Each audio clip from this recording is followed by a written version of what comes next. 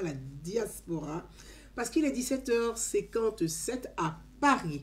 Je vais prendre le soin de partager rapidement sur ma page personnelle pour permettre à mes amis qui sont de l'autre côté, qui ne sont pas encore abonnés sur ma page Idée de paix, de s'abonner, de liker, de s'abonner pour enfin avoir les notifications dès que Naomi Gouza est connecté sur la page Idée de paix. Ma grande sœur Charnel K, je t'embrasse très très fort. Je suis ravie de te lire. Depuis quelque temps, je ne te voyais pas assez sur les réseaux sociaux. J'ai vu ta publication aujourd'hui, ça m'a vraiment fait plaisir et j'ai aimé ta tenue, je t'embrasse très très fort. Ah, pendant 40 jours, Facebook t'a bloqué. Mince alors. Mince. Je te fais plein de bisous, je t'embrasse très très fort. Je vous dis bonsoir et je dis bonsoir Abidjan, bonsoir ceux qui font soir chez eux, Silouessi, chez Bani Ibrahim, je t'embrasse, merci. Bonsoir à tout le monde. Cet après-midi, donc on est en fin d'après-midi, 17h heure de Paris, 17h52, donc 18h à Paris, je voudrais aborder 3 sujets avec vous, les sujets des partis politiques. Je pense que je ne vais pas... Rekia Bané, je t'embrasse très fort. Je ne vais pas me répéter à tout moment. On me connaît, je pense qu'on me connaît. Gouza Naounou, femme libre, femme citoyenne et femme engagée. Je tiens vraiment à le souligner, à le préciser. Parce que le sujet que nous allons aborder ce soir, c'est un sujet qui concerne la vie politique, la classe politique, les partis politiques, les citoyens et le rôle de chacun. Daouda Koulibaly, je t'embrasse très très fort. Merci. Lassim Sanogo Di Chabio, je t'embrasse. Merci à vous tous. Pour tous ceux qui vont se connecter après, je vous embrasse très très fort. Mamadou Konaté, mon Dieu, je te salue et je t'embrasse. Le temps que je puisse partager, comme je dis, sur ma page personnelle pour permettre à ceux qui ne sont pas abonnés à Idée de paix Naomi Gouza, allez-y sur Idée de paix Naomi Gouza, abonnez-vous, likez et abonnez-vous pour avoir les notifications dès que je suis connecté. Pour les personnes qui ont changé de téléphone, parce que j'ai beaucoup d'appels des personnes qui ont changé des numéros de portable et qui n'arrivent pas à avoir les notifications dès que je suis connecté, il suffit de répartir sur cette page Idée de paix, de liker et de vous réabonner à nouveau pour avoir les notifications dès que je suis connecté sur cette page Idée de paix, sur laquelle je fais beaucoup plus les lives par rapport à ma page personnelle. Je relais sur ma page personnelle, mais les lives, c'est sur la page Idée de paix. Mes frères et sœurs, comme je l'ai dit, on va aborder ce sujet avec hauteur et dépassion. Nous allons aborder ce sujet avec hauteur et dépassion.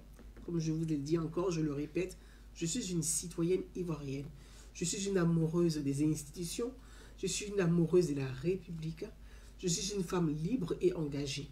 La femme libre et engagée, c'est la femme qui se met au-dessus des émotions, qui pense la République d'abord, qui pense d'abord la Côte d'Ivoire.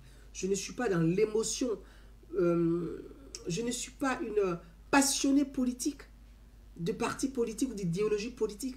Je suis une passionnée de la République. C'est ce qui fait de moi une femme libre et engagée. On va commencer par l'actualité qui a été relayée sur les réseaux sociaux. Donc on commence par le RHDP, le parti au pouvoir. Comme je vous l'ai dit, on va parler du RHDP, du FPI, du PDCI, et on fera un tour d'horizon sur l'actualité de la sous-région. On fera un tour, si le temps nous permet, du côté du Mali et du côté de la Guinée.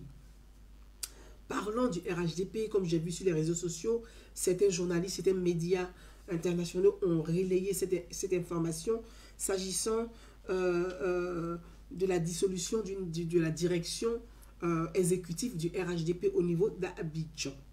Je voudrais d'abord parler d'une direction exécutive. Je pense qu'il faut faire très attention à ce que nous disons et il faut faire très attention aussi à nos propos. La réorganisation, on va dire les choses comme ça, la réorganisation de la direction du RHDP, pour moi, elle était normale parce que je réponds aux questions qui m'ont été posées. Donc, pour toutes les personnes qui m'ont posé les questions, je préfère répondre ici de façon globale pour que chacun puisse savoir ce que je pense et ce que je dis en même temps. Ce serait beaucoup plus intéressant pour éviter Puis Maë, ouais, s'il te plaît, tu peux venir pour moi, pardon. Maë, tu peux venir pour moi, s'il te plaît. Tiens-moi le rideau de l'autre côté là-bas. Ferme-moi les rideaux, s'il te plaît. Donc, je voudrais rapidement, comme je vous l'ai dit, merci, mon grand, parce que j'ai les reflets de lumière qui me cassent les yeux. L'autre côté aussi, j'ai les reflets de lumière qui me cassent les yeux. Ferme les côtés, s'il te plaît, parce que ça me fatigue beaucoup les yeux. Ah, voilà. Merci beaucoup. C'est bon, stop pour moi. Merci, parce que ça m'éclairait les yeux et ça me... Là, excusez-moi, je parlais à mon fils parce que les reflets de lumière, le soleil dehors et les lumières en même temps en studio me faisaient très très mal aux yeux. Voilà. Donc, comme je vous le disais, il était important pour moi de m'exprimer sur ce sujet-là pour donner l'information, ce que je pense. Je le dis, mon regard est un regard extérieur. Mon regard est un regard extérieur et non un regard intérieur au niveau du parti. Mon frère Moïko Dessau, je te salue, je t'embrasse très fort. Abi Sangari, je t'embrasse ma princesse. Si tu es là, Modestine Seibi, je t'embrasse. Si tu es là, je t'embrasse très fort. Je veux dire que mon regard est un regard extérieur. Ce n'est pas un regard intérieur parce que je ne peux pas parler des problèmes intérieurs d'un parti politique en tant que citoyenne. Mais j'ai un regard extérieur, je n'apporte pas des jugements, je peux apporter mon analyse en tant que citoyenne sur les questions de partis politiques. Parce que moi, je m'intéresse beaucoup au bon fonctionnement de la démocratie, au bon fonctionnement de la République, à l'action du gouvernement, à l'action de l'État et à accompagner, à promouvoir les bonnes actions de l'État. En tant que citoyenne, moi, mon rôle, c'est ça. En tant que citoyenne. Après, quand on est militant politique, c'est vrai que dans les partis politiques, on a des militants passionnés, on a des militants dépassionnés. Donc, parfois, les militants passionnés ne comprennent pas forcément ce qu'on dit et ils prennent tout à cœur. Donc, je vais vraiment parler de 3 partis sans parler d'un seul parti politique. Parlons du RHDP. La direction exécutive, à mon sens, à mon regard extérieur, du RHDP qu'on voyait, cette direction exécutive, je pense que cette direction exécutive était là pour... Elle a été mise en place pour accompagner feu le Premier ministre Amadou Gon Coulibaly, paix à son âme, et j'ai une grande et forte pensée pour lui. Je prie toujours pour lui. Je le porte en cœur, je le porte en prière, et que son âme repose éternellement en paix. Donc, la direction dont on parle sur les réseaux sociaux, je ne citerai pas vraiment de nom, donc la direction qui a défrayé la chronique sur les réseaux sociaux, sur la toile, était la direction, moi, à mon sens, mon regard extérieur, je dis bien mon regard extérieur, en tant que citoyenne, je tiens vraiment à le préciser. Cette direction était la direction mise en place pour accompagner feu le Premier ministre Amadou Gon Coulibaly, qui était le candidat désigné, et là c'était de façon publique, par le RHDP, donc le Rassemblement des Oufoutistes pour la démocratie et pour la paix. Et donc cette direction était là pour accompagner feu le Premier ministre Amadou Gon Coulibaly et faire sa campagne, donc la campagne du candidat du RHDP. Donc la direction dont on connaît un peu les membres, la direction, était là pour accompagner feu le Premier ministre Amadou Gon Coulibaly. Malheureusement, au décès du Premier ministre Amadou Gon Coulibaly, les choses se sont enchaînées tellement rapidement. Feu le Premier ministre Amadou Gon Coulibaly est décédé, je pense, 2 mois avant la campagne présidentielle en Côte d'Ivoire. Donc le décès du Premier ministre Amadou Gon Coulibaly, le décès s'est enchaîné et il fallait prendre une décision urgente pour accompagner le candidat, choisir un candidat du RHDP. Mais je pense que dans ces périodes de douleur, de souffrance, de deuil national, en même temps de deuil de parti, des militants du RHDP, des responsables politiques du RHDP, il était important de prendre un candidat qui était capable de non seulement consoler tous les militants, consoler les responsables politiques, et il y avait une urgence. L'urgence, c'était de choisir un candidat quelques mois, quelques semaines avant les élections. Mais le choix, vous savez, qu'est-ce qu'on appelle un parti politique? C'est quand même l'ensemble d'une association dans des différents courants de pensée. Et le choix s'est porté à l'unanimité sur le président sortant, donc le président Alassane Ouattara. Parce que c'était celui-là même qui était capable de rassembler, de mettre tout le monde d'accord et d'aller rapporter la victoire des élections présidentielles. Je ne vais pas refaire l'historique des élections présidentielles.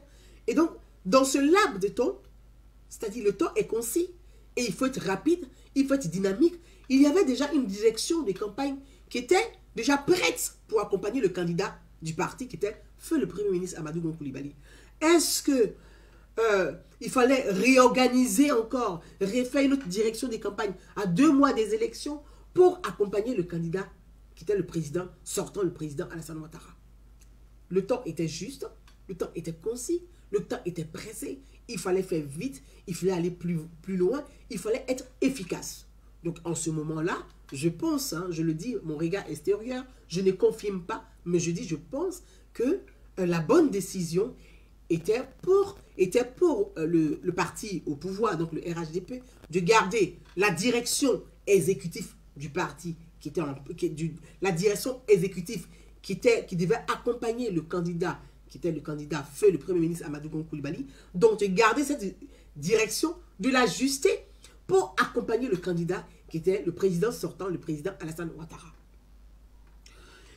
Donc il est évident, Sylla Moser, salut, je t'embrasse, salut. Donc il était évident, après les élections présidentielles, qu'effectivement, vous avez remarqué que pendant les élections, avant la campagne présidentielle, au-delà de la direction exécutive, il y a eu d'autres personnes, il y a eu un léger aménagement au sein de la direction exécutive où il y a eu des membres du gouvernement et même des responsables politiques du RHDP qui ont constitué cette direction qui était, il y avait la direction exécutive, il y avait la direction extérieure, ainsi de suite. On ne va pas revenir sur l'organigramme de la direction des campagnes du candidat qui était le président Alassane Ouattara. Alors, partant de là, après les élections présidentielles, la direction exécutive qui était là, c'était celle qui devait accompagner le candidat à la victoire. La direction exécutive était celle qui devait accompagner le candidat du RHDP aux élections, à la campagne et à la victoire. Et je pense qu'avec la volonté de chacun d'entre nous, chacun a joué son rôle. Le candidat du RHDP, qui était le président sortant, le président Alassane Ouattara, a gagné largement ces élections avec une victoire écrasante.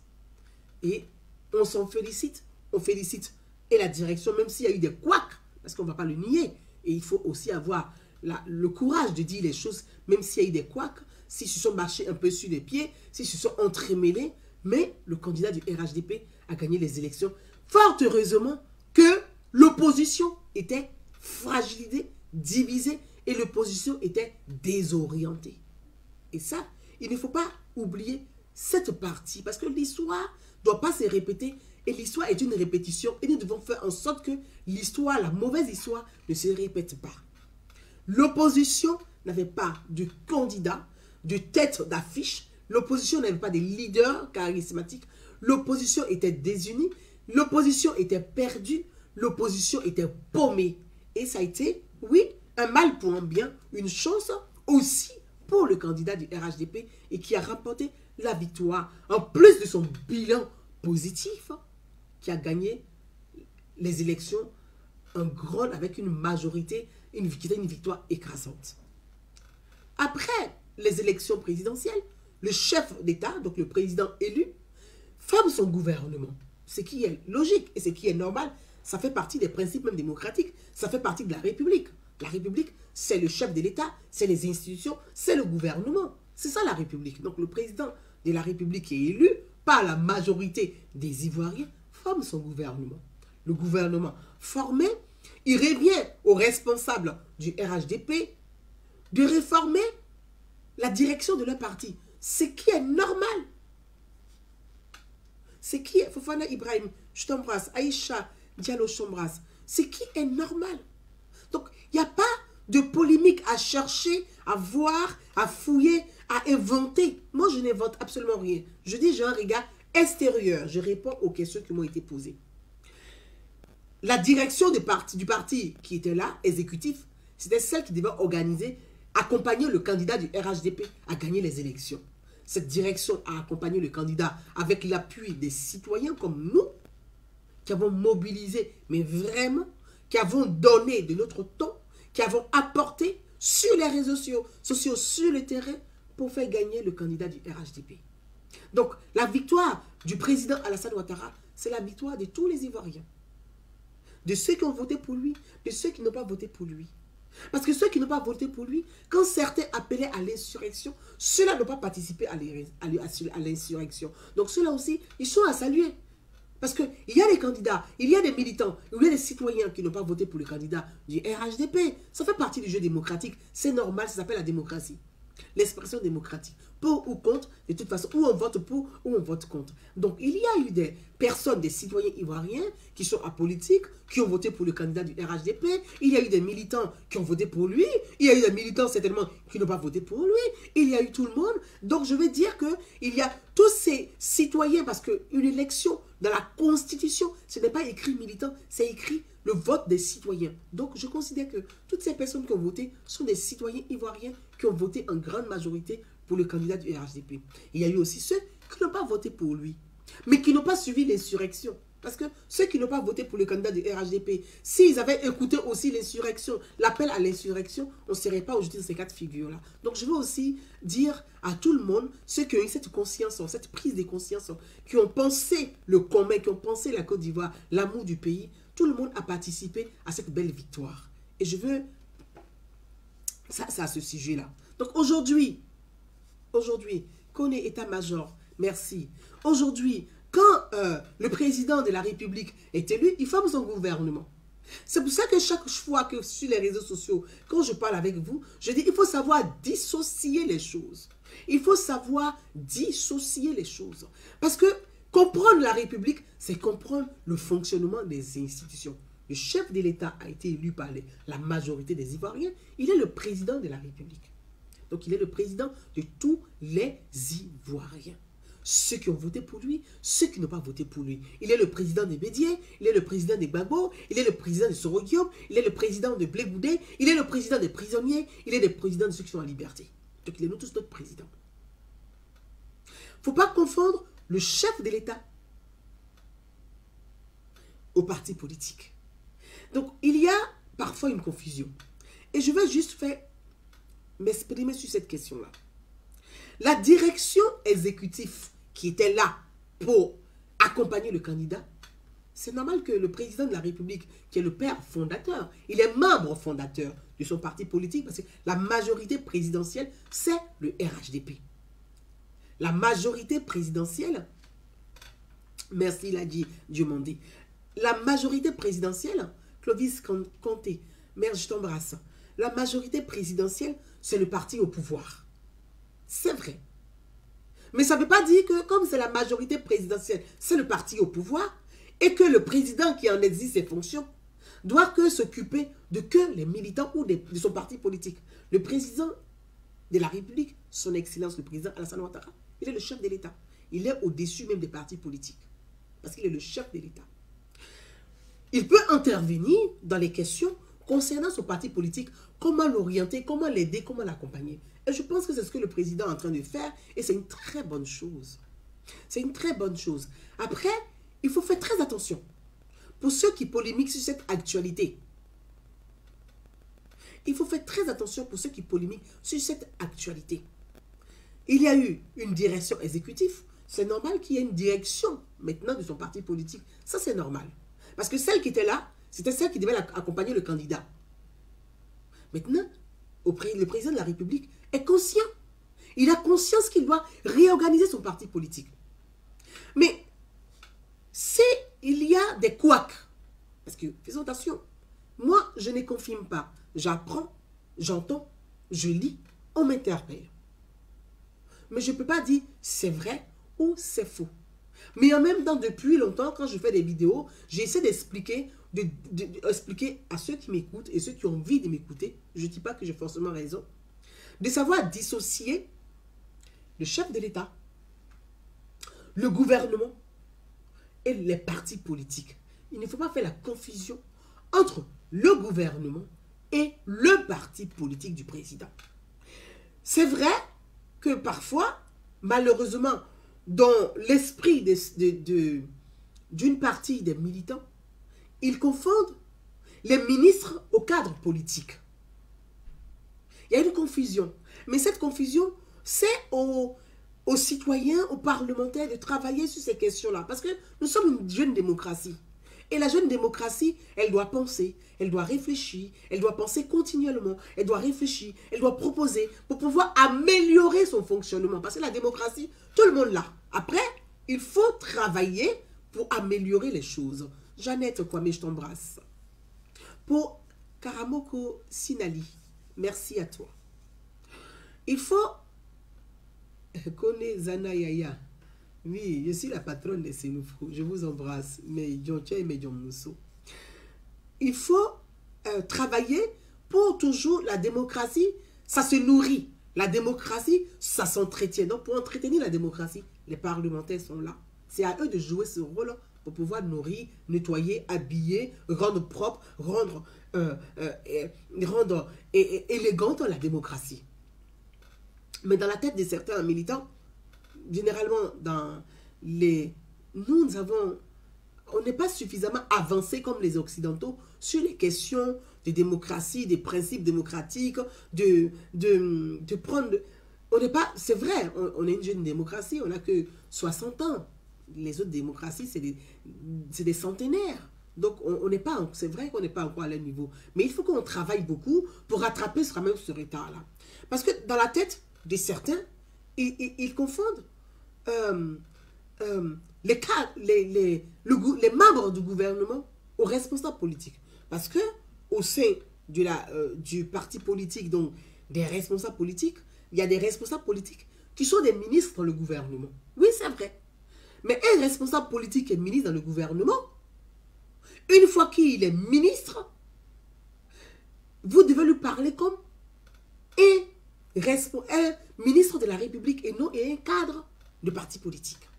Et il faut trouver cette capacité à ne pas confondre le ministre de la République et le cadre de parti politique. Parce que parfois, par passion, certains militants, quand ils parlent au ministre, ils s'adressent au cadre de leur parti politique. Non. Une fois qu'ils sont ministres, ils ne sont pas... C'est vrai qu'ils sont des responsables politiques, mais ils sont des ministres de la République. Et quand un ministre de la République s'adresse à la population, au peuple, il doit s'adresser au peuple comme un républicain et non comme un responsable politique. Donc tout ça, je ne vais pas rester longtemps là-dessus, ça va nous prendre assez de temps. Donc je vais dire que quand le président Alassane Ouattara, comme je l'ai lu, il n'y a pas eu de communiqué officiel, mais je l'ai lu, je l'ai entendu, j'ai été interpellé, on m'a informé, je reste, je ne peux pas confirmer, voilà. Comme je pense qu'il est important, et le président Alassane Ouattara, il en a conscience, c'est un homme très intelligent. C'est un surdoué, il est super intelligent. Quand je le dis comme ça, certains vont le dire, oh, elle fait Atalakou d'Alassane Ouattara, elle fait Atalakou du président.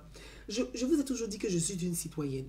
Et moi, j'aime profondément la République. J'aime l'homme parce qu'il est élégant. J'aime l'homme parce qu'il a de la classe. J'aime l'homme parce qu'il a la carrure. J'apprécie l'homme parce qu'il est compétent. Je l'apprécie parce qu'il est super intelligent. Il comprend les choses. Et il sait où il va. Il a une réelle vision.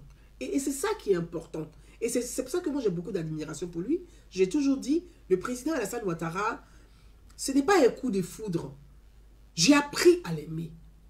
C'est différent d'un coup de foudre. Parce que le coup de foudre, c'est quelque chose que tu vois, puis tac, tu tombes, tu dis, ah là, je l'aime. Le coup de foudre, c'est passager. Mais quand tu apprends à aimer, à apprécier, à observer, à regarder l'œuvre de l'homme, à comprendre la vision de l'homme, à le comprendre, c'est-à-dire que tu l'apprécies, mais avec sincérité. Et c'est ce que j'essaie de faire. Mais de façon désintéressée. Je ne le fais pas parce que je chercherais quelque chose ou autre, mais vraiment non. Mais c'est de façon désintéressée. Parce que je suis l'amoureuse de la République. Et j'aime le régalien de l'homme. Et aussi, je veux vraiment... Et je pense qu'il a raison.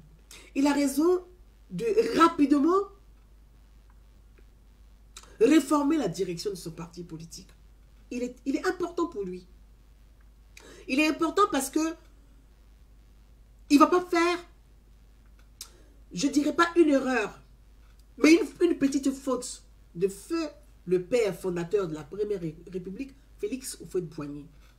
Ça a été une fragilité. Voilà, je préfère dire fragilité que de dire faute, parce que Houphouët-Boigny, on le porte dans notre cœur, on l'aime.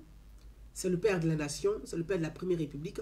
On a un respect profond pour lui. Donc, je ne pourrais pas dire faute. Ce serait déplacé pour moi de dire une faute. Mais je pense que ça a été une fragilité du père fondateur, Félix Houphouët-Boigny. Parce que, voyez, mes frères et sœurs, et je vais vous parler avec un cœur sincère. Feu le Premier ministre, feu le président Félix Houphouët-Boigny, quand il avait l'âge du président Alassane Ouattara, malheureusement, il n'a pas pris. Il n'a pas eu le temps, on va dire les choses comme ça, de mettre en place et d'imposer une équipe compétente au reste de son parti politique. Oui. Malheureusement, feu le président, le père fondateur de la nation, feu Félix Houphouët-Boigny, n'a pas eu ce temps-là, le temps d'organiser une équipe. Il a formé ceux qui voulaient apprendre ont appris, comme le président Alassane Ouattara, bien évidemment, comme Légassé Philippe, père leur âme, comme tous ceux qui voulaient apprendre, ils ont appris. Ceux qui voulaient s'enrichir se sont enrichis. C'est toujours comme ça, malheureusement, dans tous les partis politiques, c'est comme ça. Quand les partis politiques sont au pouvoir, il y a ceux qui veulent s'enrichir, il y a ceux qui veulent apprendre et qui apprennent, et puis il y a ceux qui font du business. C'est comme ça. On dit c'est comme ça. Voilà. Mais ceux qui voulaient apprendre ont appris avec Félix Houphouët-Boigny. Et le président Alassane Ouattara fait partie de ceux qui ont appris. Et je pense que c'est parce qu'il a appris avec le père fondateur Félix Houphouët-Boigny qu'il s'est dit qu'il faudrait que j'organise une équipe compétente, capable, soucieuse de l'intérêt commun et que je puisse l'imposer dès maintenant pour que demain, il ne soit pas trop tard. Je ne sais pas si je me fais comprendre. Parce que au temps du père fondateur Félix Houphouët-Boigny, quand le père fondateur avait l'âge du président Alassane Ouattara, le président Alassane Ouattara n'a pas 50 ans, malheureusement. S'il avait 50 ans, ce débat même ne serait pas posé. S'il avait 50 ans, mon Dieu, on n'allait même pas poser ce débat. Il n'y a pas de débat à poser. Un homme compétent, intelligent, bosseur, travailleur, même s'il y a des marmailleurs qui volent, mais il bosse. Il bosse. À son âge, il bosse. Il bosse mieux que les jeunes, il bosse. Mais s'il avait 50 ans, on allait dire, papa, asseyez-vous là. On s'en fout même d'élection. Qu'est-ce qu'on va faire avec changer de président? Restez là, continuez à développer le pays. Mais malheureusement, le président n'a pas 50 ans. Le président Alassane Ouattara n'a pas 50 ans. L'âge augmente, l'âge avance. Et l'homme est fatigué. Il a trop donné pour son pays. Il a trop donné pour les Ivoiriens. Il a trop donné pour l'Afrique. Donc aujourd'hui, il s'est dit, je ne vais pas faire comme mon père Félix Houphouët-Boigny. Dès maintenant, je dois organiser rapidement mon parti. Imposer une équipe compétente. Une équipe qui travaille. Une équipe soucieuse de l'intérêt commun. Parce que tous ces chantiers, tout ce travail qu'il a fait, ce n'est pas pour que ça retombe à zéro. C'est pour pérenniser son travail. C'est pour pérenniser son œuvre. C'est pour pérenniser tous ses efforts. C'est pour pérenniser tous ses sacrifices. Il ne peut pas. Il est conscient de cela. Donc je pense que c'est une bonne chose pour le chef de l'État, le président Alassane Ouattara, qui est en même temps membre fondateur de son parti, qui est soucieux de demain, d'organiser les choses et dire, voilà, les enfants, on va se calmer, chacun a ses ambitions personnelles, maintenant, oh là là, stop, on pose tout là. On va réorganiser les choses. On va penser demain. Et arrêter de penser chaque mois, mais pensons ensemble demain. Donc, ce n'est pas, je pense que ce n'est pas une offense à un tel responsable politique par rapport à un tel. Moi, je ne vais pas rentrer dans ce débat-là, parce que je dis le débat interne du parti, du RHDP, je ne vais pas rentrer dans ce débat-là, non. Je suis citoyenne, mais extérieure, qui a une vue extérieure. Donc, à l'extérieur, j'ai une vie beaucoup plus large par rapport à l'intérieur. Ceux qui sont à l'intérieur, ils ont une vue restreinte. Ils ont une vie restreinte. Soit chacun choisit son camp. Je suis avec un tel, je ne suis pas avec l'autre. Moi, je suis avec personne qu'avec la République. Je suis avec la République. Et je suis là pour faire la promotion des œuvres de l'État, de l'action de l'État, des bonnes actions du gouvernement et de la vision du président de la République. Et moi, je m'arrête là. Ce qui se passe en interne, je ne rentre pas dedans. Je ne veux pas rentrer là dans les débats internes des partis politiques. Je veux pas. Je reste une citoyenne. Je veux être une citoyenne et j'essaie d'être cette citoyenne. Parfois, je dis des choses qui peuvent choquer, qui peuvent blesser, qui peuvent plaire aux autres, qui peuvent déplaire aux uns.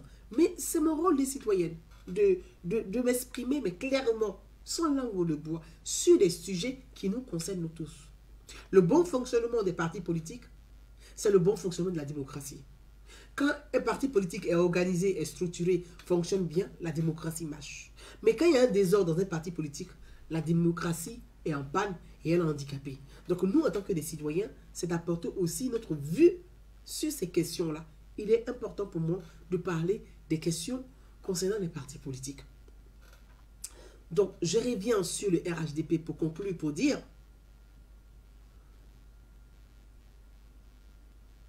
le président Alassane Ouattara ne va pas faire comme Félix Houphouët-Boigny, même si c'était son père, et si c'est son père, et si c'est même c'est notre papa à tous. Parce qu'au temps de Félix Houphouët-Boigny, il y avait des radicaux du PDCI-RDA. C'est-à-dire des fanatiques du PDCI-RDA qui n'ont pas pensé grand, qui ont pensé que ethnique, qui ont pensé, oui, après Houphouët-Boigny, il faut mettre un baoulé. Il y a des gens qui pensaient comme ça. Après Houphouët-Boigny, il faut mettre un baoulé. Après Houphouët-Boigny, il faut mettre un baoulé. Il y a des gens qui pensaient que ethnie. Au lieu de penser la Côte d'Ivoire. Mais ces gens-là ont fragilisé la vie, ont fragilisé le président Félix Houphouët-Boigny. Parce qu'à l'époque, Fofana Ibrahim, merci, je t'embrasse. Merci. À l'époque, Félix Houphouët-Boigny était déjà fragile. Il était épuisé. Il était fatigué. Vous savez, quand on prend de l'âge, on ne prend pas de l'âge pour rajeunir. On tend vers la vieillesse. Et la fin de la vieillesse, c'est la mort. Donc, une fois qu'on prend de l'âge, on pense déjà à sa propre vie. On pense à ce qui peut arriver après. On se dit, mais je commence à vieillir.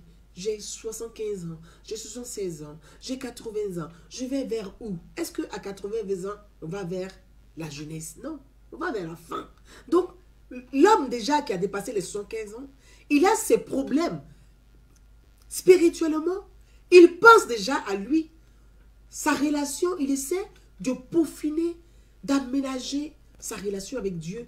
Parce qu'on ne sait pas après. Donc, il y a des angoisses. L'angoisse de l'homme est là. Et en plus de cela, de l'angoisse, de la fragilité de Félix Houphouët-Boigny, il dit, mais je tends vers la mort. Il y avait les gens qui rajoutaient à cette angoisse leur angoisse. C'est-à-dire que Félix Houphouët-Boigny se disait, mais je regarde au sein de mon parti, ils ne sont pas capables de prendre la relève, ils sont séparés, chacun pense à lui, à qui je vais confier le pays, à qui je vais confier les rênes. Donc, Houphouët-Boigny était dans ces pensées-là. Donc, en plus de son angoisse, parce que la mort est angoissante, en plus de cette angoisse, il pensait, il regardait les membres du gouvernement qui lui faisaient le salam alaikum, salam alaikum, salam alaikum, parce que personne n'était capable de dire, le père Félix Houphouët-Boigny, papa, là, tu es fragile. Organise une équipe. Mets cette équipe en avant. Prends le courage à deux mains et dis, impose cette équipe avec ton influence. Parce que avec ton leadership, si tu imposes cette équipe, préparer la mentalité de la population dans l'opinion, déjà préparer l'opinion à adhérer, à accepter l'équipe après toi. Mais les gens n'ont pas eu le courage de dire ça à Félix Houphouët-Boigny. Chacun s'est battu pour ses intérêts personnels. Chacun s'est battu pour ses intérêts personnels. Et puis d'autres venaient pour dire, donc il avait le poids de la communauté, donc de sa communauté. Certains, pas tous, fort heureusement, il dit, après Houphouët-Boigny, il faut mettre un baoulé. Après Houphouët-Boigny, non, non, non, si on ne met pas un baoulé, on est foutu. Et les gens étaient dans cette logique-là. Mes chers frères et sœurs, après Houphouët-Boigny, il y a eu quoi? Après Félix Houphouët-Boigny, il y a eu quoi en Côte d'Ivoire? Malgré ces 40 années de pouvoir, d'éjection de l'État, du développement pour le pays, de l'éducation nationale qui était top, la santé top. Après tout ça, 40 années de pouvoir du PDCI, de fait Félix Houphouët-Boigny, il y a eu quoi? En 99, il y a eu la guerre, il y a eu le coup d'État en Côte d'Ivoire. Le coup d'État a débouché sur la guerre civile, la guerre militaire. Il y a eu des milliers de morts. Parce que les gens n'ont pas eu le courage de dire à Félix Houphouët-Boigny, organise une équipe, impose l'équipe, dès ton vivant, reste derrière, regarde l'équipe, pour travailler, imposer déjà cette équipe à l'ensemble de l'opinion nationale. Après Houphouët-Boigny, c'est Bédié. Bédié n'a pas appris, je suis désolé de le dire, il n'a rien apporté. Bédié est arrivé, il s'est enfermé dans son truc, avec son club d'amis, le cercle des Bédié, le club d'amis de bourgeois, de petits bourgeois, de fils à papa. Ils passaient le temps à fumer leur cigare, à boire du champagne, à faire du business. Chacun prenait le contrat par bout, par bout, par bout, sans penser à la population qui râlait déjà en bas, sans penser aux étudiants qui râlaient, sans penser aux militaires qui n'avaient pas leur salaire. Bédié, ils se sont enfermés dans un club de bourgeois comme si c'était un acquis. Mais ça débouchait sur quoi? Sur un coup d'État en 99. Le coup d'État a entraîné quoi? En 2000, l'élection de Laurent Gbagbo. Laurent Gbagbo vient au pouvoir par les rues. Ça a envoyé quoi? La rébellion en Côte d'Ivoire. Et tout s'est enchaîné. C'est-à-dire que les 40 années, tout ce que Houphouët-Boigny a bâti, on a tout détruit en 10 ans. Parce qu'on n'a pas été capable de penser au futur. C'est-à-dire ce qu'on est capable de faire ensemble pour notre commun. C'est pour ça que je dis, le président, s'il prend la décision, je ne confirme pas, de réorganiser son parti politique, d'imposer sa vision, parce qu'il s'agit de la vision du président Alassane Ouattara. Sa vision, c'est le rassemblement des oufouettistes. Et le rassemblement des oufouettistes, le RHDP, c'est l'ensemble des opinions politiques. Le RHDP, c'est l'ensemble des courants politiques. Au sein du RHDP, il y a plusieurs courants politiques. Ça s'appelle la démocratie. Ça s'appelle le débat démocratique. Les courants politiques, c'est-à-dire les partis politiques. Il y a le RDR qui est au RHDP. Il y a le PDCI qui est au RHDP. Il y a l'UDPCI qui est au RHDP. Oui. Et donc, le RHDP, c'est l'ensemble de ces partis politiques rassemblés pour le progrès, la démocratie et le progrès, le développement, la vision de Félix Houphouët-Boigny. Mais je pense que dans cette vision, il faudrait que on ait un comportement de rassemblement. Il faudrait qu'il y ait un comportement de promouvoir le comportement des rassemblements. Et c'est ce que le président est en train de faire passer comme message. Je pense, je crois, parce que je sais que c'est un homme qui est très intelligent. Il voit, il sait, il entend comme nous tous. Il est sur les réseaux sociaux, il comprend les choses. Parfois, on peut cacher certaines choses. Parfois, tout n'est pas caché. Il a accès à certaines choses. Il sait, il entend. Il lit. Je prends un exemple simple. Le RHDP n'est pas que le RDR. C'est aussi le PDCI. Parce qu'il y a des enfants du PDCI qui sont dans le RHDP. Le président Alassane Ouattara est un enfant du PDCI RDA. Feu, le premier ministre Amadou Gon Coulibaly est un fils du PDCI RDA. C'est le père d'Amadou Gon Coulibaly, paix à son âme, qui a aidé Félix Houphouët-Boigny à être président en Côte d'Ivoire. Ce n'est même pas les Baoulés qui ont aidé Félix Houphouët-Boigny à être président en Côte d'Ivoire. Ce sont les enfants du Nord. Houphouët-Boigny a été député de Korogo et non député de Yamoussoukro. Pourquoi? Qui s'est posé la question pour savoir? Parce que les Baoulés n'aimaient pas Félix Houphouët-Boigny au départ. Bon, quand ton fils vient au pouvoir, alors tout le monde court pour dire que c'est notre enfant. Mais ceux qui ont mêlé le combat de Félix Houphouët-Boigny, ce ne sont pas les enfants du centre. Ce sont les enfants du Nord. Ce sont les enfants de l'Ouest qui ont mené et qui ont maintenu le pouvoir pendant 40 ans de Félix Houphouët-Boigny. Donc, nous sommes tous des enfants et des petits-enfants de Félix Houphouët-Boigny. Et je pense que le président Alassane Ouattara, comme je le dis, c'est l'héritier vrai de Félix Houphouët-Boigny. Parce qu'il aime vraiment Félix Houphouët-Boigny. Il a un respect profond pour lui. Il continue. Le parti politique dont est issu, après par la suite, le président Alassane Ouattara, c'était le RDR. Pourquoi le président Alassane Ouattara a laissé le RDR et est revenu au RHDP, Rassemblement des Houphouëtistes? Parce qu'il aime son père, Félix Houphouët-Boigny. Parce qu'il est l'héritier de Félix Houphouët-Boigny. L'héritier de sa vision de développement, sa vision de rassembler tous les Ivoiriens sans distinction aucune. Et je pense que c'est cette vision-là que tous les responsables politiques du RHDP doivent promouvoir. La vision de rassembler et non la vision d'exclusion. Il ne faut pas exclure les gens pour leur ethnie. Il ne faut pas leur pointer du doigt parce qu'ils ne seraient pas des bons RHDP. Parce que ceux-là, ils ne sont pas du Nord, ce n'est pas les bons RHDP. Ils sont peut-être que des, comment on dit, des transhumances. Ça veut dire quoi être transhumance? Mais le président lit tout ça là sur les réseaux sociaux. Il lit ça. Il a accès à ça. C'est quoi être transhumance? Parce qu'on serait issu du PDC, on est transhumance. Mais le RHDP là, le RDA est venu d'ailleurs pour être dans le RHDP aussi. Comme le PDCI a quitté ailleurs pour rentrer dedans, comme le PIT est rentré dedans, comme le DPCI est rentré dedans, comme il y a des citoyens lambda qui sont apolitiques, mais qui adhèrent à la vision du président Alassane Ouattara, la vision des rassemblements. Et donc, il est temps, je pense qu'il est temps pour le chef de l'État, le président Alassane Ouattara, qui est membre fondateur du RHDP, de mettre tout à plat après les élections et de dire, voilà, maintenant, nous avons une vision commune. C'est de rassembler tous les enfants du pays, ceux qui aspirent au progrès, ceux qui veulent participer au progrès, ceux qui veulent participer à la stabilité du pays, ceux qui veulent participer à la paix, ceux qui veulent participer à la cohésion sociale, ceux qui doivent participer au vivre ensemble.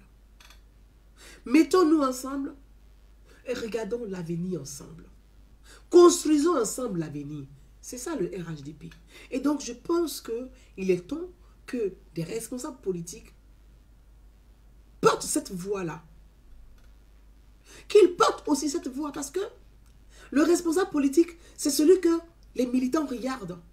Donc si le responsable politique n'a pas ce discours, le militant n'aura pas ce discours.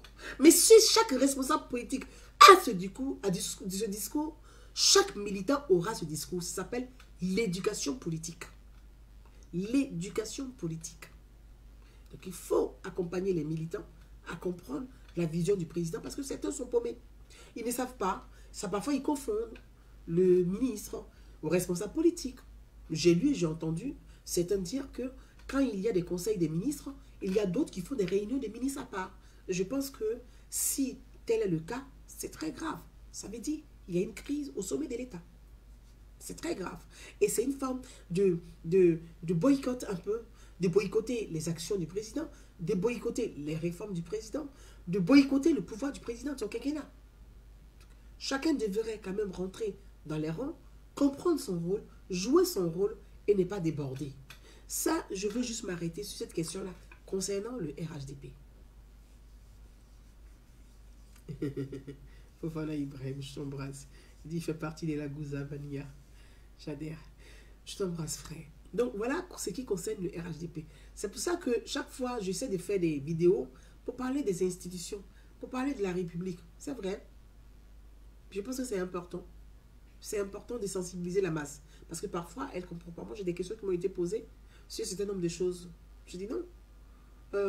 Quand on est le chef du gouvernement, il dirige un gouvernement. Et les membres du gouvernement sont sous l'autorité du chef du gouvernement. Et le chef du gouvernement est sous l'autorité du président de la République. Et les membres du gouvernement, dans le protocole, aucun membre du gouvernement, c'est quand on est ministre, on ne peut pas appeler le président de la République sans passer par le premier ministre. Ce n'est pas possible. Quand on est ministre, on n'appelle pas le président directement pour dire « Alors, monsieur le président, vous savez, il y a tel ministre qui a fait ça là. » Non, non, non, non. On passe par le premier ministre. C'est lui qui transmet les messages au président. Il va trier, c'est lui qui va formuler les messages envoyés au président. Donc, comme l'a dit le chef de l'État, le président du Conseil des ministres, c'est pas parce que l'opposition est paumée et perdue que certains vont foutre quand même le désordre. Parce que le désordre va fragiliser le président, va fragiliser son quinquennat, va fragiliser son gouvernement et va donner le bâton à l'ennemi ou à l'adversaire de frapper. Donc faisons quand même attention et faisons la promotion de la vision du président. C'est ce qui est important, c'est ce qu'il attend de chacun d'entre nous. Si tu aimes le président Alassane Ouattara, fais la promotion de sa vision. Parle du rassemblement. Parle de la paix, de la cohésion sociale. Va parler à tes frères et sœurs. Il ne faut pas exclure les gens quand tu aimes le président Alassane Ouattara. Parce que ce n'est pas de venir sur les réseaux sociaux et dire on aime le président Alassane Ouattara. Aimer le président Alassane Ouattara, c'est faire la promotion de sa vision. Rassembler tous les Ivoiriens et non exclure des Ivoiriens. Ça, c'est ce qui concerne.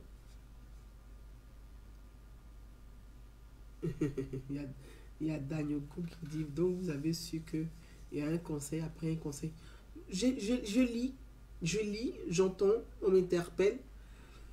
Mais j'essaie de voilà, trouver le juste milieu pour rester vraiment extérieur au débat intérieur du parti. Je vais parler du FPI. Bon, le FPI, donc voilà ce que je voulais dire sur le RHDP. Je salue tous les membres d'abord du RHDP. Je salue tous les responsables politiques du RHDP. Je salue les membres fondateurs. Je salue tout le monde. Je n'ai pas d'ennemis, je n'ai pas d'adversaire. Je suis une citoyenne qui donne son avis. Voilà. Je veux parler du FPI. Pardon. Le FPI, vraiment, je n'ai pas grand-chose à dire parce que le FPI est perdu. Voilà. Le FPI a perdu sa boussole. Le FPI manque de leaders charismatiques. Le FPI manque de projets. Le FPI n'a pas d'offre politique à proposer. Le FPI n'a pas d'offre politique à proposer. Donc, le FPI reste dans la démagogie un peu. Donc, le débat, c'est une réalité. Il faut dire les choses comme elles sont. Le débat tourne autour de sexe, de femmes, de ci, de logos. Mais les Ivoiriens n'ont pas besoin de ça. Les Ivoiriens, franchement, 2025, c'est un débat qu'on va poser. Nous allons obliger le débat. Nous allons obliger le débat. Le niveau des débats doit être élevé. On ne va pas rester dans des choses terre à terre de paysans de village. Non, ce n'est pas possible. Bien vrai que je respecte les paysans et tous les villageois. Mais évidemment, quand je parle des choses de paysans de village, ça veut dire ce sont des litiges bœufs, quoi. Voilà. Donc, vraiment, je veux... Le FPI n'a pas d'offre politique. Parce que quand on regarde Laurent Gbagbo, il n'a rien à proposer aux Ivoiriens en réalité. Donc, il fait de la divergence politique parce qu'il n'a rien à proposer aux Ivoiriens. Il n'a pas de réponses aux questions de ses propres militants. Quelqu'un même qui n'a pas de réponses aux questions de ses propres militants, qu'est-ce qu'il va proposer au reste des Ivoiriens? Rien. Parce qu'il ne peut même pas regarder ses militants pour leur répondre. Ils ont tellement de questions à lui poser qu'il est incapable de répondre aux questions de ses militants. Bon, il n'a pas d'offre politique, il n'a rien. Donc tout ce qu'il peut faire, c'est de faire divergence, rouler ses militants dans la farine. Comme ça perd leur temps. Et puis lui, il va qu'à autre chose. À sa petite vie, à ses traitants quotidiens. Il va les occuper dans des débats stériles et inutiles. Et ils sont là-dedans. Voilà. Ah tiens, qui est la bonne femme, qui est la mauvaise femme, qui est la copine, qui est la kisa, qui a le logo, qui a l'enveloppe, qui a le contenu. Mais vous pensez que un président qui a dirigé la Côte d'Ivoire pendant 10 ans, un homme politique qui a fait 30 ans de combats politiques face à feu Félix Houphouët-Boigny, qui a mené, et je le salue pour ce combat, parce que vous ne pouvez pas le nier, ça a été un bon combat. Le multipartisme permet aux partis politiques d'émerger et de s'exprimer. Il a réussi ce combat. Oui, c'est vrai, le multipartisme. C'est un combat qu'on lui doit. On ne va pas le nier. Oui, on va être clair, on ne va pas le nier. Mais il a fini. C'est fini pour lui. Parce que chacun a un combat. Je pense que Laurent Gbagbo, il est arrivé à la fin de son combat.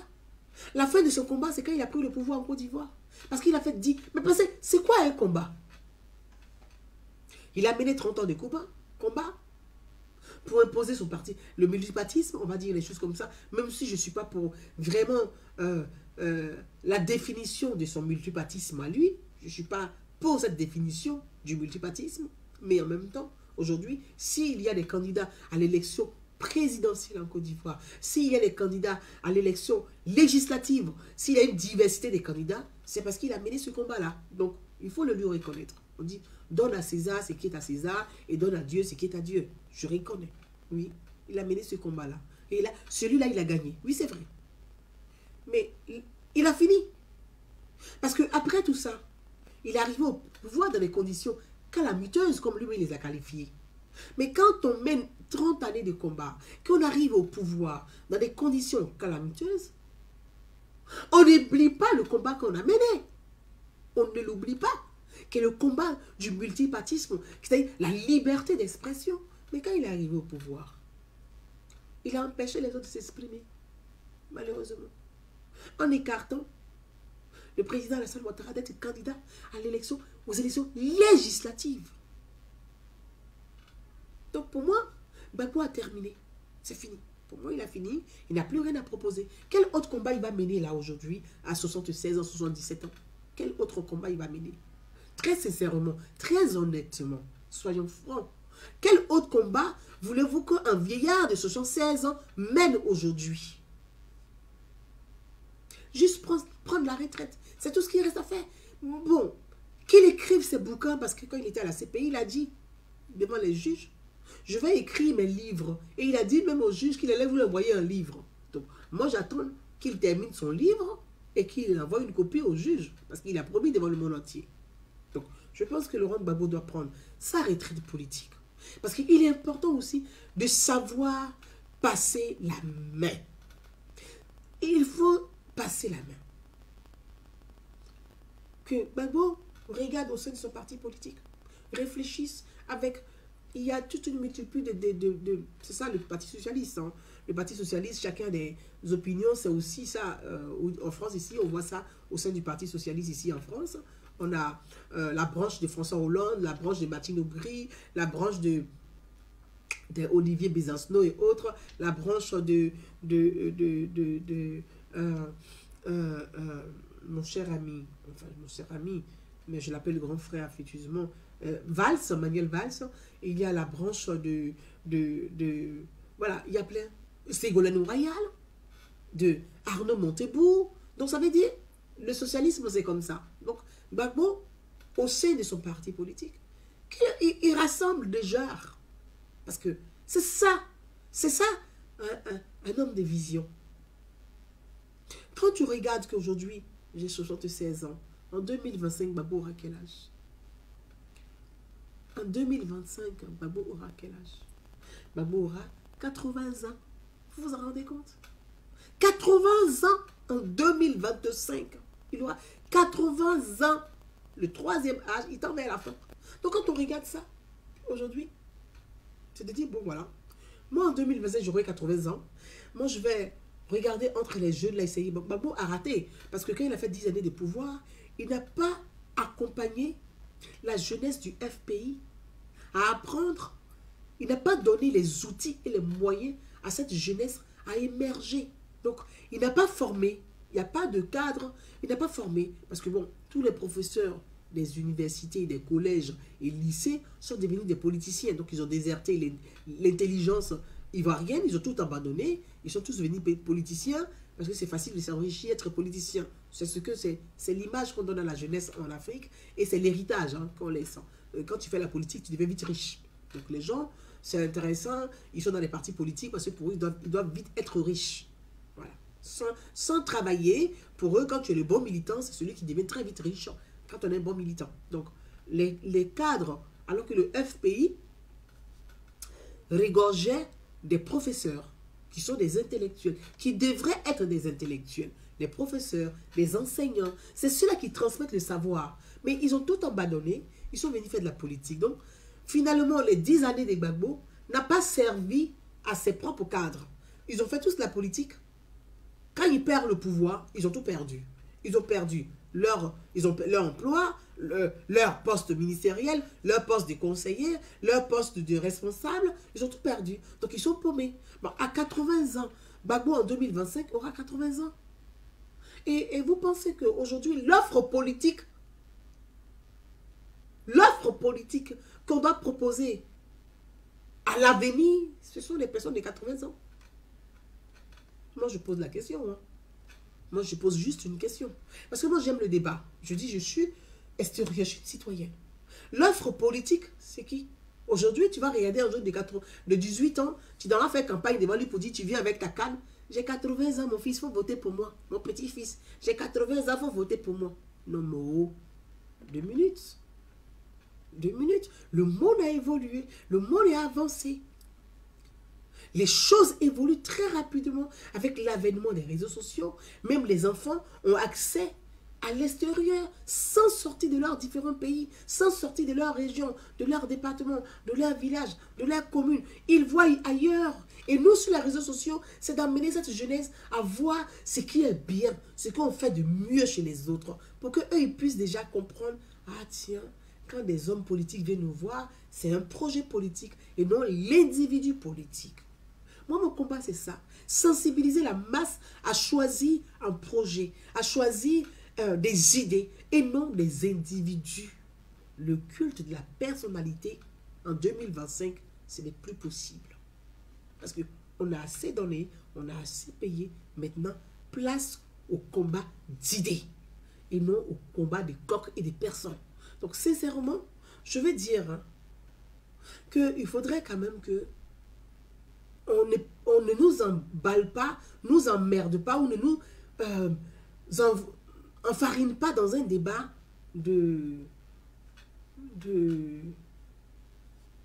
déontocratie. La géontocratie, non, non.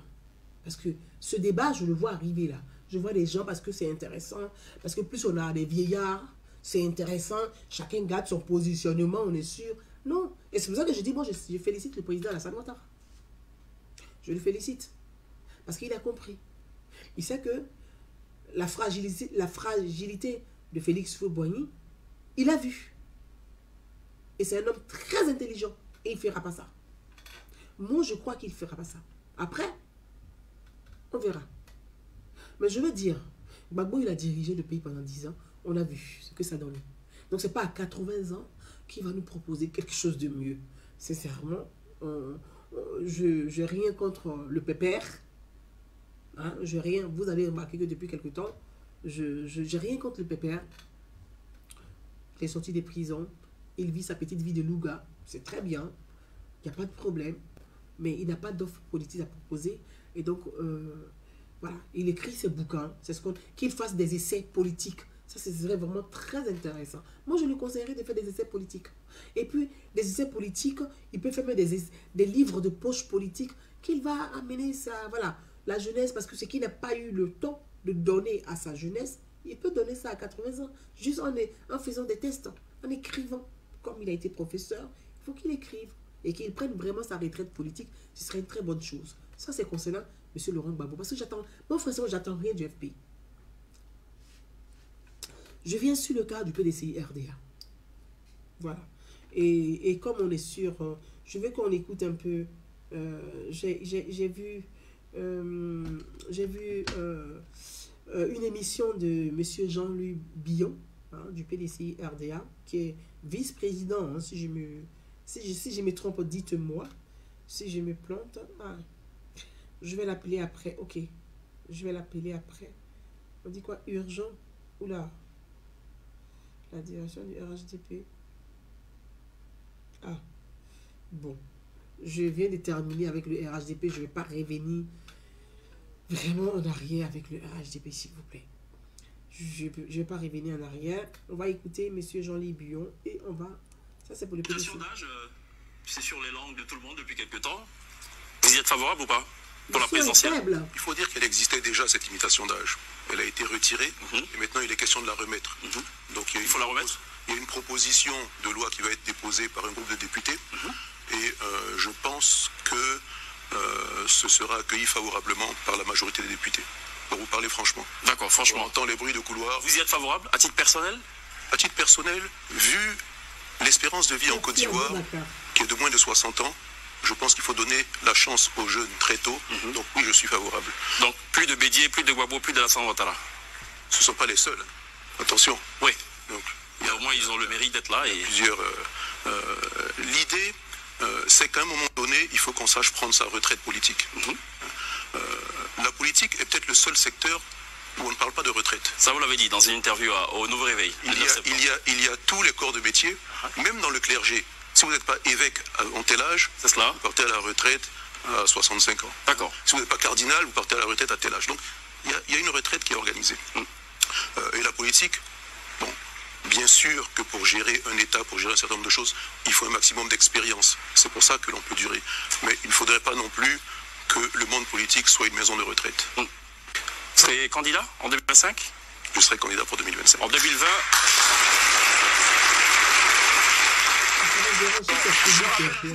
C'est important pour le rappel historique, en 2020, vous avez gentiment choisi donc d'abandonner votre projet de candidature au profit du président Bédié, dont d'ailleurs l'argument était de dire qu'il fallait donc combattre cette politique de liquidation ou la tentative de liquidation du parti. Tout à fait. En 2025, est-ce qu'il n'y a pas un risque qu'il mette encore en avant cet argument? Écoutez les derniers propos du président Henri Konan Bédié. Il dit « Je vais mettre mes dernières forces pour la paix, la cohésion sociale en Côte d'Ivoire. » Parce qu'il sait qu'il y a encore des éléments confligènes au niveau du monde politique.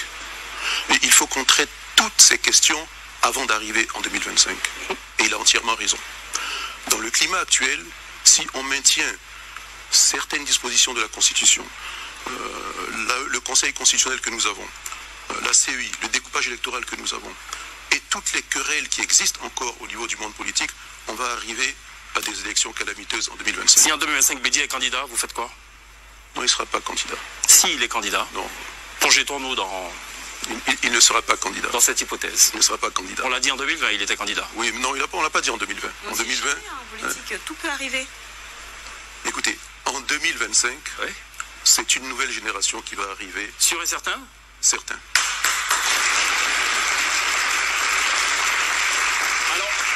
Il a simplement fallu que Jean-Luc... Je me bats pour qu'une nouvelle génération arrive. Il est temps que cette nouvelle génération prenne ses responsabilités. Vous voyez, le président Henri Konan Bédié, le président Alassane Ouattara, le président Laurent Gbagbo, ils ont fait leur combat politique. Ils ont tous les trois été présidents. Il faut aujourd'hui qu'une nouvelle génération prenne le relais. C'est normal, c'est dans l'ordre des choses. Et je fais partie de cette nouvelle génération. J'annonce ma candidature très tôt pour que le débat commence maintenant, que nous réglions toutes les questions avant d'arriver aux élections. Il a juste fallu dire je suis candidat ou je serai candidat en 2025, qui a une forme de levée des boucliers au sein même du PDCI.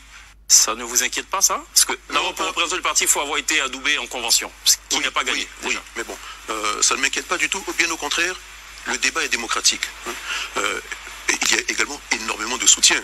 Vous parlez de quelques personnes qui parlent, parce que certains disent, oui, mais tu veux écarter l'ancienne génération. Il ne s'agit pas d'écarter une génération, il s'agit de mettre une nouvelle génération aux affaires. Et quand je vous parle d'une nouvelle génération... Le verre à moitié plein, à moitié vide. Non. Quand je vous parle d'une nouvelle génération, je ne vous parle pas d'une nouvelle génération seulement en âge.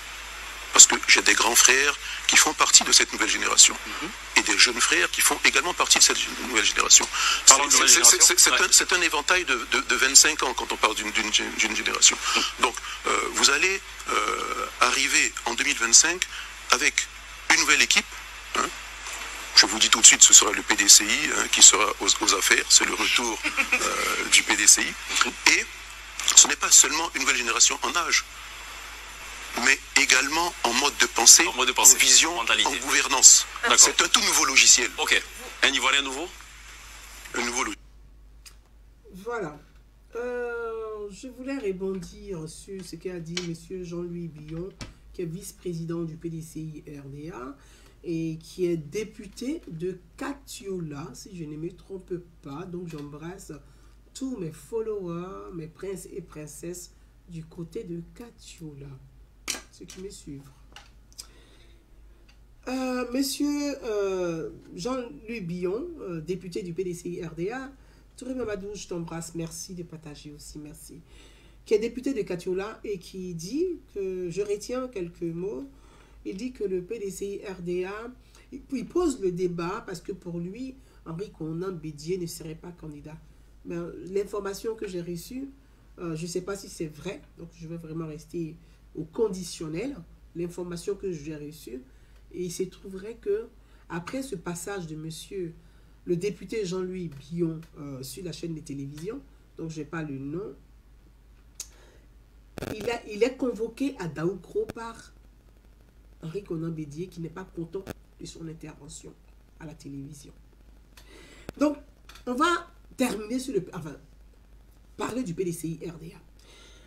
Vous qui m'écoutez, entre nous, Henri Konan Bédié à quel âge aujourd'hui? Aujourd'hui, là où on parle. Il a 87 ans, si je ne me trompe pas, c'est ça? 87. Il a 87 ans, je ne sais même plus. Henri Konan Bédié à quel âge? Vous qui m'écoutez, là, il a quel âge? Je pense dans pour... Des Dabakala. Ah, merci. Je dis Katiola. Autant pour moi. Député des Dabakala. Merci. Je suis désolé. Pardon. Vous savez, bon, à Katiola, j'ai des femmes des Katiola et que j'embrasse tout le temps. Donc, j'ai tout le temps Katiola dans la bouche. Et j'embrasse mes followers. Mamadou Karamoko, merci. Pegabo, Marcel Koné, merci. J'embrasse tout le monde du côté de Dabakala. En plus, chaque fois je prends Dabakala pour parler de la tête des Franklin aussi.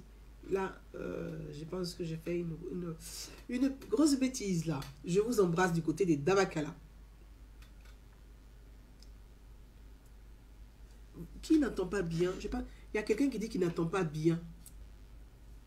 Vous m'entendez bien ou pas? Parce qu'il y a quelqu'un qui n'entend pas bien. Je ne sais pas.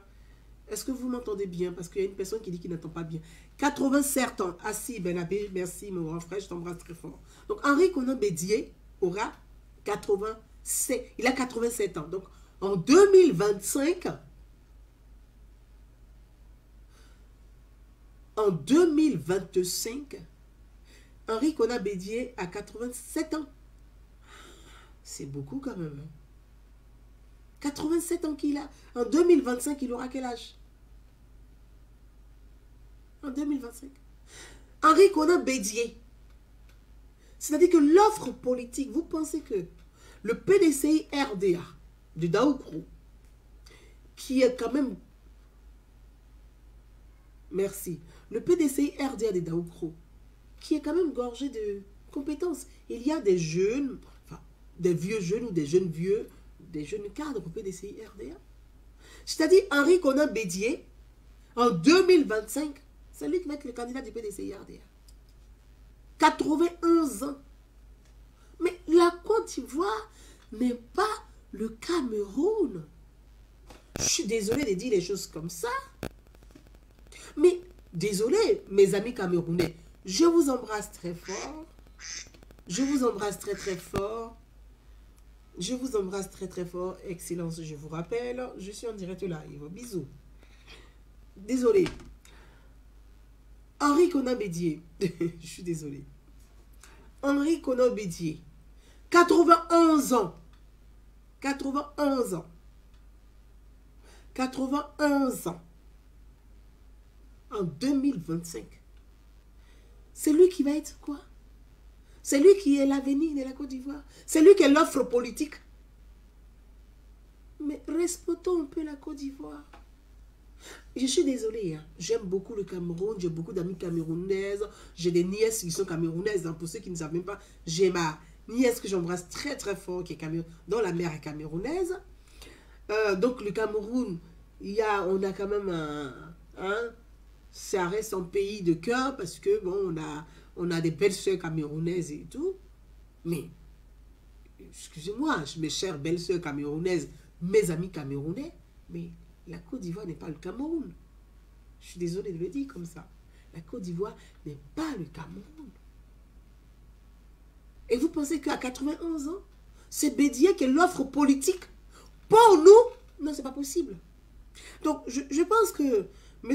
Jean-Louis Billon a posé un débat intéressant, tout à fait, et que moi, je suis pour le débat. Moi, je veux qu'il y ait un vrai débat sur la question de l'âge. Je veux que ce débat soit posé. J'ai entendu qu'il y a un député de la République, de la Nation, qui a déposé un projet de loi. Et je souhaiterais que tous les députés de l'Assemblée nationale, qu'il y ait un vrai débat, que chacun... Parce que c'est ça aussi l'Assemblée nationale. L'Assemblée nationale, c'est la maison du peuple. La représentation du peuple, c'est de poser le débat. Donc, c'est intéressant ce qu'il pose. Et il dit que... je veux juste interpeller le député d'Abakala, qui n'oublie pas qu'il est député. Et que ce débat, c'est à lui de le poser à l'Assemblée nationale. Ce débat, c'est à lui de le susciter à l'Assemblée nationale. Étant donné que le PDCI-RDA a un groupe parlementaire. Donc, c'est à vous de le poser aussi à l'Assemblée nationale. Parce que j'ai entendu les gens dire « Ah oui, le président Alassane Ouattara voudrait se représenter en 2025. C'est pour ça la limitation. » Non, il faut pas mentir. Il ne faut pas mentir sur le président. Il n'est pour rien dans ce projet de loi. Le projet de loi a été déposé par Assalé Tiemeko, qui est maire, je ne sais plus, les députés maire de, je ne sais plus, de la ville, donc qui m'échappe. Je suis désolé, Assalé Tiemeko. Je suis désolé, la ville m'échappe. Ça vient pas. Je comprenez bien que je n'ai pas le nom de toutes les communes en tête. Hein. Je vis en France, donc je n'ai pas le nom de toutes les communes en tête. Je ne sais pas que... Je salue tous les gens de votre commune d'ailleurs. Ça n'a rien à voir. Mais la réforme a été déposée par un député qui s'appelle Assalé Tiemeko. Donc, ce projet de loi, ce n'est pas le président Alassane Ouattara, ni même un membre de son gouvernement. Rien du tout. C'est le projet de loi de M. Assalé Tiemeko qui fait partie, qui est député indépendant, je ne sais pas s'il est de l'opposition, mais en tout cas qui n'est pas RHDP. Tia Salé, merci. Merci à Setou Diarra, merci à Ami Fofana. Tia Salé. Donc, j'embrasse toutes les personnes, tous mes followers du côté de Tia Salé. Je salue leur mère au passage. Donc, Assalé Tiemeko qui a déposé le projet de loi. Ce n'est pas le RHDP, ce n'est pas le parti politique du président Alassane Ouattara, ce n'est pas le chef de l'État, ce n'est même pas un membre du gouvernement. C'est l'opposition qui a déposé le projet de loi. Et moi, je souhaiterais que l'opposition, parce qu'il y a un groupe parlementaire, qu'il pose le vrai débat et que M. Jean-Louis Billon, il est député de Dabakala, qu'il pose le débat à l'Assemblée nationale, qu'il suscite le débat. Parce que nous souhaiterons, nous en tant que citoyens, en tout cas, moi, Gouza Naounou, je souhaiterais participer à ce débat parce que je le trouve intéressant. Parce que voilà ce qu'on attend de la classe politique. Des vrais sujets, des vrais débats, mais d'élever le niveau du débat. Parce que ce n'est pas un débat qu'on va amener pour se donner des coups de poing. Non, mais il est hors de question. C'est un vrai débat qui concerne la vie des citoyens. Ça concerne la vie de la République, ça concerne tous les Ivoiriens dans leur ensemble. Donc, chacun devait s'engager pour ce débat-là, mais de façon citoyenne, avec le bon ton qu'il faut, tout en respectant l'état de droit. Il y a quelqu'un qui m'a dit, Jeannette, je t'embrasse. Il y a des gens qui m'ont dit, oui, c'est le président Alassane Ouattara qui a, dans la réforme de la Constitution, qui a retiré le verrou de l'âge. Faux. Faux et faux et faux. Je tiens à vous le dire. Verrou de l'âge a été retiré à Lina Makoussi devant Laurent Gbagbo et devant l'opposition ivoirienne à Makoussi ici en France. C'est à Makoussi, dans les accords de Makoussi, que le verrou de l'âge a sauté. Et c'est la proposition d'Henri Konan Bédié qui a demandé qu'on retourne le verrou. Parce que dans la première république, dans la deuxième république, l'âge limitation, l'âge était à 75 ans. Dans la première république, dans la deuxième république, l'âge était à 75 ans. C'est arrivé à Lina Makoussi dans les accords de Makoussi. Donc, ça veut dire que c'est pas l'expression démocratique, c'est pas l'expression du peuple. C'est dans les accords de Makoussi que Henri Konan Bédié a demandé qu'on puisse faire sauter le verrou de l'âge parce que pour éviter l'exclusion de certains membres, de certaines personnes à participer à l'élection présidentielle. Mais Bédié, sans doute, Modestine Chambras, ma frangine, avait déjà dans la tête à vouloir se dire, écoute, il sera président un jour avant de quitter le monde des vivants. Je souhaite qu'il ait longue vie. Hein. Moi, je touche du bois, je souhaite qu'il ait longue vie, qu'ils aient tous longue vie. Mais je dis, la limitation de l'âge doit se poser. Parce que la Côte d'Ivoire n'est pas le Cameroun. La Côte d'Ivoire n'est pas Congo-Brazza. La Côte d'Ivoire, moi je dis les choses, hein, il faut qu'on soit franc. La Côte d'Ivoire est une démocratie. La Côte d'Ivoire est une république. Et chez nous, en Côte d'Ivoire, la démocratie, elle marche. Elle marche parce qu'il ne faut pas que les gens fassent l'amalgame. La démocratie, elle marche. Le mandat du président Alassane Ouattara, c'est son premier mandat de la Troisième République. Ce n'est pas un troisième mandat. Et la Troisième République a été votée par l'ensemble des députés, sauf 2 qui n'ont pas voté. Mais à l'Assemblée nationale, il y a l'opposition, il y a Yasmina Vos Populis qui a son groupe parlementaire, il y a le PDCI qui a son groupe parlementaire. Donc c'était au PDCI de voter non à la Troisième République. Oui, parce que c'est ça aussi. Quand on est responsable politique, quand on dit on fait de la politique, c'est d'avoir du courage politique. De dire non quand il faut. Mais il ne faut pas attendre, fermer la bouche et puis voter et puis après dire « Ah, on n'était pas d'accord ». Personne ne vous a mis une corde au cou, ni un couteau au cou pour voter. Donc, la Troisième République a été votée. Elle a été votée par l'ensemble des Ivoiriens parce qu'en grande majorité, il y a eu un référendum. Et je tiens à le dire, il y a eu un référendum sur lequel les Ivoiriens se sont exprimés. Et moi, je lance un appel pour la limitation d'âge. Oui, je demande aux députés de Côte d'Ivoire, ceux qui ont fait la proposition de loi, parce que dans la constitution ivoirienne, oui, le référendum existe et c'est un droit démocratique, c'est un droit des citoyens. Parce que le référendum, c'est quand les citoyens veulent s'exprimer, ça s'écrit donne le pouvoir aux citoyens qui ont donné le pouvoir au président de la République et au pouvoir aux députés de vouloir s'exprimer même au cours du mandat. Parce que ça s'appelle un référendum. De mettre la limitation d'âge, de demander un référendum pour que les citoyens ivoiriens puissent s'exprimer sur ces questions-là. Moi, je serais d'accord. Et moi, je fais cette proposition aux députés de Côte d'Ivoire. Débattons sur la limitation d'âge. Que chacun apporte ses arguments. Et que les citoyens participent, qu'ils choisissent s'ils sont pour la limitation d'âge et s'ils le sont ou non. Et qu'on puisse choisir. Et moi, je pense que ce serait une très bonne chose. Parce qu'on ne peut pas être dans une démocratie, vouloir embellir notre démocratie, construire, renforcer notre démocratie, puis dire non. En tout cas, il ne faut pas avoir mettre limitation d'âge. Tout le monde peut être candidat. Ah, Gbagbo peut être candidat. Ah, Bédié peut être candidat. Le président Alassane Ouattara, il est en exercice ses fonctions. Il est en train de finir. Il vient même de commencer son quinquennat. Et moi, je ne pense pas que le président Alassane Ouattara n'est pas... Il ne réfléchit pas comme ses anciens chefs d'État africains. Il a l'esprit ouvert. Il a côtoyé les grandes institutions. Il sait ce que c'est que son image. Il sait ce que c'est que l'international. Et le président Alassane Ouattara, contrairement à ce que les gens murmurent dans les couloirs, sur les réseaux sociaux, dans les groupes, je ne pense pas que ça soit un assoiffé de pouvoir comme les gens veulent le dire. Je ne crois pas. Le président Alassane Ouattara, ce n'est pas un homme qui aime tellement de pouvoir au-dessus de tout. Je ne crois pas. Parce que, avant le décès du premier ministre Amadou Gon Coulibaly, le président Alassane Ouattara l'a dit lui-même. Et il a lancé l'appel à Henri Konan Bédié. Il dit, cher aîné, passons la main à la nouvelle génération.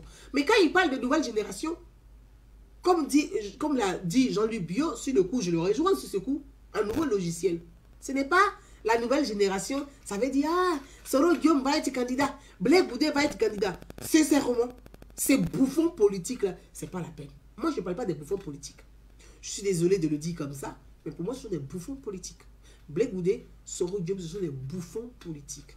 Et que des gens, et je veux inviter les députés de Côte d'Ivoire d'aller encore plus loin dans ce projet de loi, que des personnes qui ont commis des crimes, qui sont inquiétées, qui ont des casseroles, qui ont des gamelles, qui sont impliqués dans les détournements de fonds, que cela soit exclu de l'élection présidentielle. Parce que quelqu'un qui a volé, qui a cambriolé une banque, qui a détourné l'argent du peuple, ne peut pas venir diriger le peuple. Ça s'appelle un crime, tout simplement. Parce qu'on ne va pas infliger cette peine, double peine au peuple. C'est pas possible. C'est double peine pour le peuple. Donc, Blé Goudé, Sorodium, Stéphane Kipré, comment il s'appelle l'autre là même là, Damana Picasso et autres, franchement, il faut renforcer ce projet de loi là. Parce qu'il faut vraiment qu'ils prennent, ils ont gagné suffisamment d'argent, qu'ils aillent se réinventer dans l'entreprise. Voilà. Ce serait la meilleure chose qu'ils vont offrir aux Ivoiriens. C'est-à-dire que de nous laisser en paix, parce que nous sommes simplement épuisés et fatigués d'eux. Nous sommes fatigués de ces gens-là. Donc, j'invite les députés de Côte d'Ivoire à aller plus loin dans ce projet de loi, de vraiment parler de ces questions-là. Parce que on ne peut pas faire un projet de loi pour dire qu'on va s'arrêter juste à la limitation d'âge. Oui, je suis d'accord pour la limitation d'âge. Mais aussi, il y a l'âge minimum. Il y a l'âge maximum. Mais en même temps, entre les deux, des gens qui ont volé, qui ont commis des crimes, qui ont commis des délits, ne vont pas venir se planter là pour dire qu'ils sont candidats. Donc, il faudrait que les députés de Côte d'Ivoire aillent plus loin. Parce que s'ils ne vont pas plus loin, nous, les citoyens que nous sommes, nous allons prendre notre responsabilité vis-à-vis des députés. Puisqu'ils ne sont pas capables de porter notre voix, nous allons la porter nous-mêmes. Et nous allons la porter autrement. Mes frères et sœurs, je vais m'arrêter là. Je vous embrasse très très fort. Je voudrais dire à tout le monde, merci. Merci pour ceux qui ont partagé. Victoria Payi, je t'embrasse. Ahmed Somara, je t'embrasse. Je voulais dire à toutes ces personnes qui ont partagé ce moment avec moi, je vous embrasse tous. Vous dis merci d'être restés avec moi pour pouvoir analyser ensemble cette actualité. Comme je vous avais promis faire le tour de l'actualité du côté du Mali et de la Guinée, mais on a 1h24 minutes. Je ne vais pas... Le temps de partir avec vous encore au Mali et revenir, passer par la Côte d'Ivoire et aller en Guinée. On va aller à 2 heures de live et ça fait beaucoup. Donc je vous embrasse et puis si possible, soit demain ou dimanche, dès que j'ai une disponibilité, je vais me connecter et puis on va décortiquer cette actualité ensemble. Je vous embrasse et je vous dis à demain ou à après-demain. Belle soirée, à très bientôt. Bye bye, peace.